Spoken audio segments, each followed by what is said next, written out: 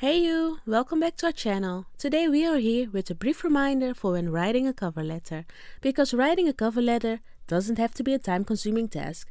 Just remember these 6 things and you're good to go.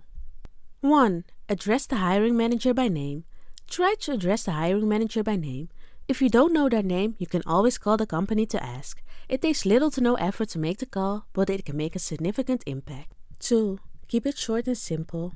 A cover letter should be short and easy to read. Don't use fancy words that you don't know the meaning of.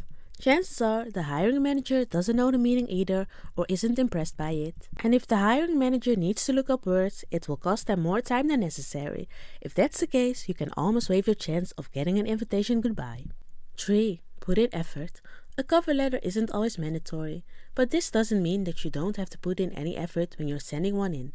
If you don't put any effort into writing your cover letter, the hiring manager will notice it, which will also hurt your chances of being invited for a job interview. 4. Make your intentions clear. You are writing the cover letter with the intention for the hiring manager to invite you for a job interview. Therefore, you should simply ask. Package it nicely and in a professional manner, but make sure that you make it clear that you're ready and willing to be invited for a job interview. 5. Don't just fill up the page. Don't write a cover letter with a bunch of fillers.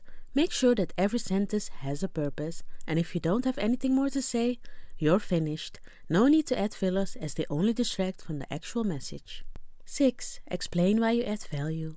Your cover letter must state why you would add value to the position. Yes, that may be evident from your CV, but here you have the chance to elaborate a bit more.